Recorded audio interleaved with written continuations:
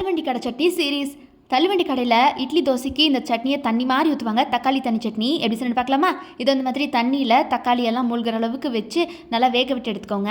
இப்படி நல்லா கொதி வரும்போதே தோலெல்லாம் பிரிஞ்சு வந்துடும். அப்படியே கையில் அப்படியே தொட்டிங்கனாலே தோலெல்லாம் கையோடு வந்துடும். எடுத்து மிக்ஸி ஜாருக்கு மாற்றி நல்லா பேஸ்ட் மாதிரி அரைச்சி எடுத்துக்கோங்க.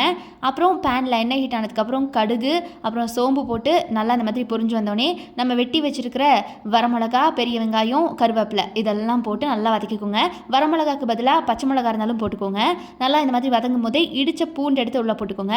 பூண்டு மட்டும்தான் இடிச்சே சேர்த்திக்கோங்க கைஸ், பேஸ்ட்டாக சேர்த்திடாதீங்க. இடிச்சு சேர்த்தும் போது செம்ம டேஸ்ட் கிடைக்கும். இந்த மாதிரி வதங்கினோடனே ஸ்பைசஸ் ஆட் பண்ணிக்கலாம்.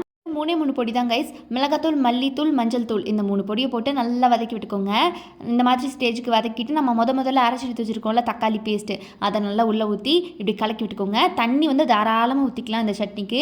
இதுக்கு பேரே தக்காளி தண்ணி சட்னி. அதனால தான் நிறைய தாராளமாக தண்ணி ஊற்றிக்கோங்க. இட்லி தோசைக்கு இந்த மாதிரி தண்ணி ஃபார்மருக்கு ஊற்றி சாப்பிட்டா அவ்வளோ டேஸ்டியாக இருக்கும். நல்லா தண்ணி ஊற்றி உப்பு போட்டு கொதிக்க விடுங்க கைஸ். நல்லா கொதி வரட்டும். இந்த மாதிரி பார்த்திங்கன்னா ஒரு 5 to 6 மினிட்ஸ்க்கு நல்லா கொதி வந்துகிட்டே இருக்கும். ஸ்டேஜில் கொத்தமல்லி எல்லாம் தூவுறதுனாலும் தூவலாம், நம்ம சாய்ஸ் தான், அது ஆப்ஷனல் தான். அவ்வளோதான் கைஸ். நல்லா கொதிக்கும் போதே அடுப்பை ஆஃப் பண்ணி இறக்கிடுங்க. ஒரு 10 மினிட்ஸ் கழித்து நீங்கள் எடுத்து பார்த்தீங்கன்னா நல்லா கொஞ்சம் கட்டியாகி நிற்கும். இப்படி இதுக்கு பேர் தக்காளி தண்ணி சட்னின்னு சொல்லுவாங்க.